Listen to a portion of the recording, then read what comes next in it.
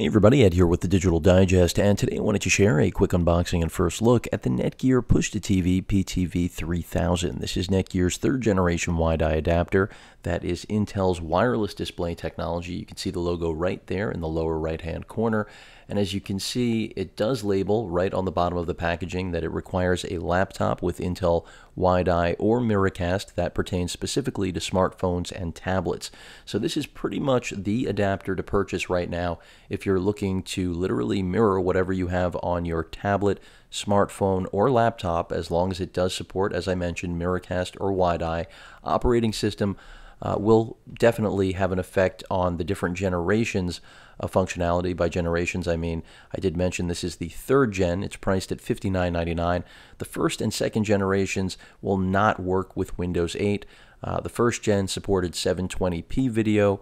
The second gen bumped it up to 1080p, and now here we have 1080p, I believe at higher frames per second, I believe 60 frames per second wirelessly. More importantly, though, we have a completely new form factor. For those of you who know this product, this brand, the previous gen, then you know that this used to be substantially larger.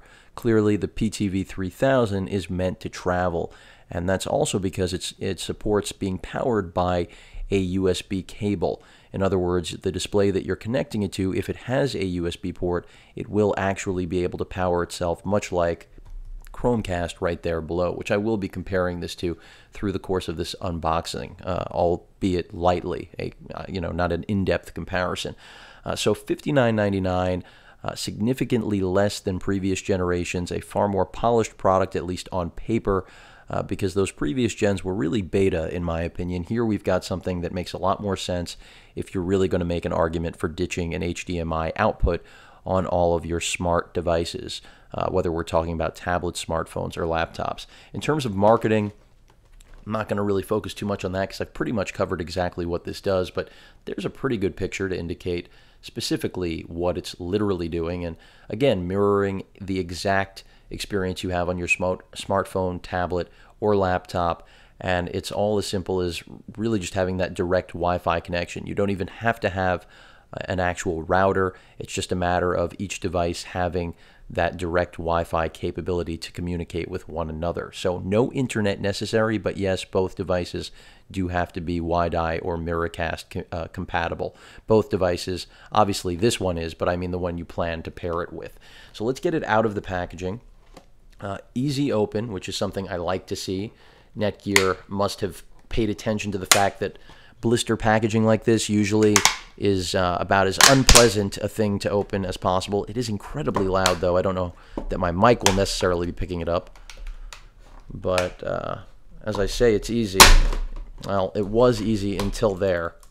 So apparently, as much as I wanted the easy packaging to work out, and don't get me wrong, it has perforations here, cutouts.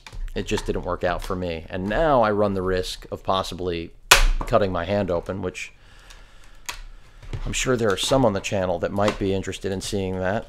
But, well, it looks like I'm going to have to use scissors after all. So let's go the old-fashioned route. I really thought this would be possible, but in any event, still excited to get this. Again, the portability factor is really what it's all about with this product, because when you look at the first or second gen, forget the fact that they just didn't compare to this overall. You were also dealing with something that was just another piece of gear that you were going to have, in your entertainment barrage under your home theater system.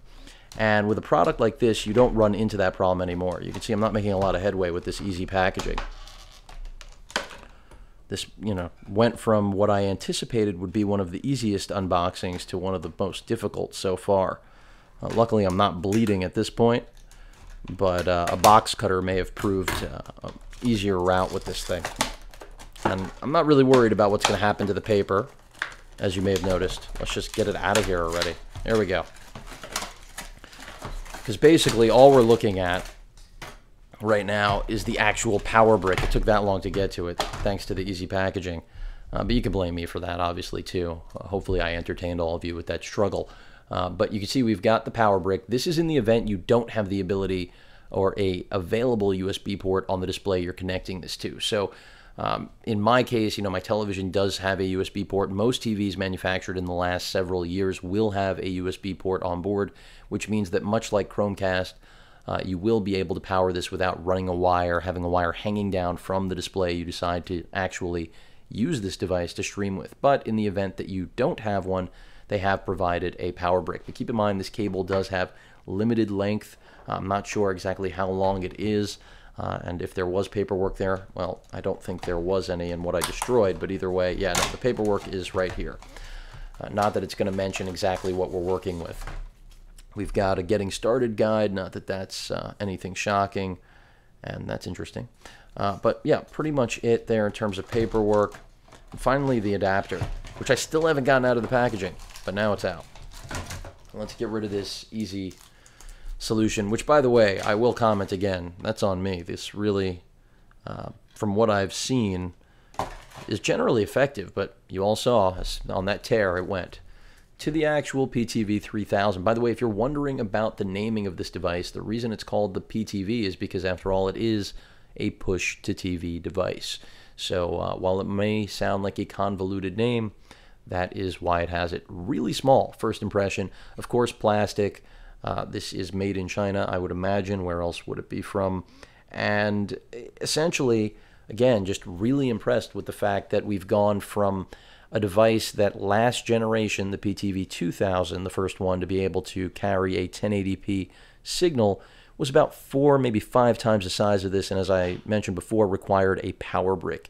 Here we're looking at something that clearly is designed for on-the-go use, and as I mentioned before, also acknowledges that this is really the, I won't say the general solution for replacing the HDMI out that many users used to have on their phones, but it is, in a sense, because it is portable now. In the past, you couldn't take, I mean, you could if you wanted to take the previous gens with you on the road, but they were really not practical. This, on the other hand, clearly can travel. So your HDMI out, which is going to connect directly to your monitor of choice or television, a reset pinhole on the far right there, and then we have the actual USB port to power it, which is a mini USB port. Go figure there. Everybody's used to seeing micro. The actual power button right there, I believe, and that's pretty much it. Piano gloss finish, a fingerprint magnet, but then again, you're not going to really be holding this. And the beauty of this is that when you use a device like this, even though you can make the argument for HDMI out, a standard HDMI cable, I always have personally, the reality is that the phone does get tied up, or the tablet, whatever you're using to stream, ends up, getting tethered, literally hanging off of the display you're using. Here, this ends up hanging off of it. And considering its form factor, its profile, and hopefully performance, and now lowered price point, because as I mentioned, first and second gen, around $100. Now we're looking at a $60 device. That may be a reflection of the market. It may be a reflection of popularity overall. I think Netgear, though, if this one works out and outperforms the PTV3000, is a warranted buy for just about anybody out there, because everyone has a device, one way or another, that supports this. If you have an Android smartphone, tablet, of course, WiDi certified, Intel-based laptop, then you can do it. Now, comparing it to Chromecast, well, here you've got a device that does not have the capability of something like this. Clearly, Chromecast is only going to talk to an Android device, or ideally, I should say, only communicate with an Android device. And the concept here is more about streaming content rather than mirroring anything. Even though you can control Chromecast with your tablet or smartphone, it doesn't have the capability to mirror anything from that device, nor will it work really the way this will with a PC. It does work with a PC. You can browse the web. It's just a much more limited experience. Chromecast is still a game changer at $35. I mean, that's less than the Netgear PTV3000, but Chromecast, again, is really about selling you distributed content. That's why Netflix, at launch was a big push with this device. And really a lot of people purchased it just for that and the Hulu Plus capability, because that alone at its price point made sense. And HBO Go looks great on here. Will you experience some lag with Chromecast? Sure. And that's why when I hear people say that they're disappointed with wireless display capability, I don't know what they're really expecting yet, especially at these sort of price points. This is definitely about value. It's clear that whether we're talking about Chromecast or a WiDi adapter, the market has decided these things need to be inexpensive in order for customers to really embrace them. This is going to give you the ability to do anything you want. Chromecast for $35 is going to let you do what Google wants you to do. That's my best way of summing up the difference.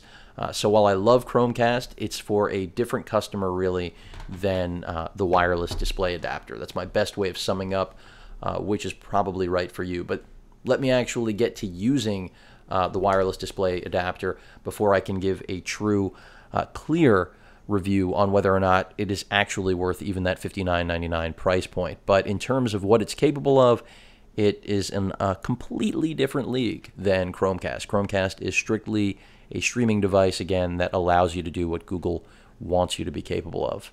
This, on the other hand, will let you do anything. Hope everyone enjoyed, answered some questions through the course of this video. If you have any questions or comments, please feel free to post them. And of course, as usual, please feel free to subscribe. Later.